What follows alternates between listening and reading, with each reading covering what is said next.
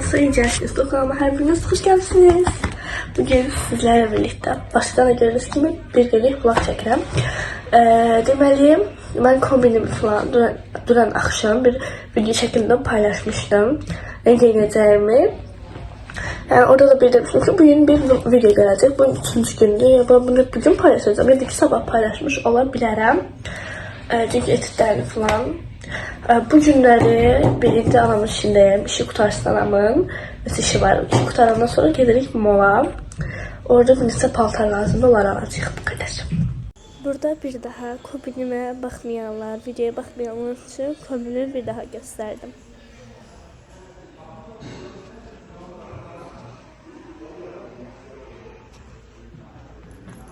Biz indi moldayıq. Birinci girdik biri soya.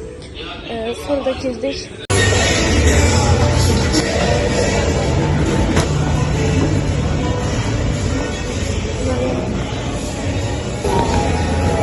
Neler gördüm.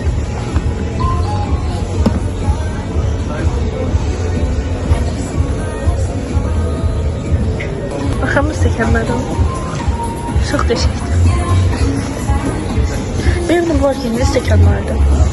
Ama yeni üçün her şey var yemiş. Allah sesim size gelir.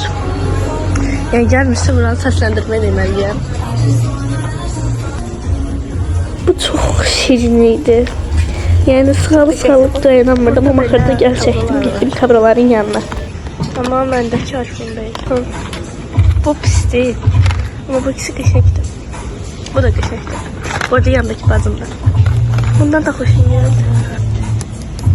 Burada ile bildim ki bu defter elektronlu bile kalk yatırılırdı ama düşündüğüm gibi çıkmadı.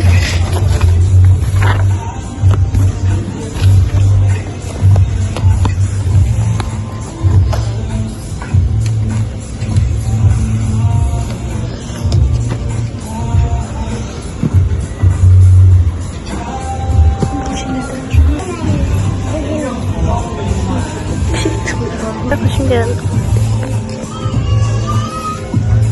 Girdiğimiz mağaza böyle karışık mağazadır. Bir tarafı ev eşyalardı, bir tarafında da paltarlar, ayakkabılar. Hemen.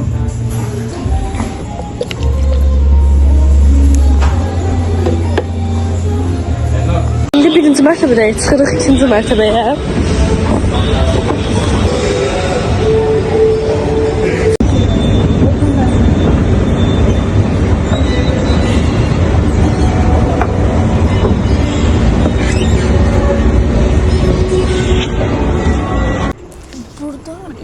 İlk önce bunun necə işlədiyinə baxırıq. Sonrası menümüzə sifarişləri. Burada sizə biraz çox görünə bilər, amma biz 3 nəfər idik.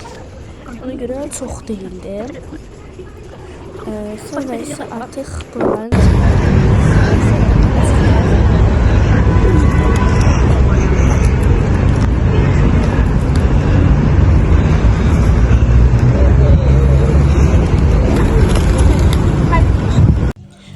buraların aslında alışveriş vlogudur ama yine dedim bütün alışverişimi alışveriş vlog demiş arena vlogdu ama dedim bütün alışverişimi aynı yere salım. Ona göre buralarını da çektim. Bu da kesinlikle aslında bunu da beğendim.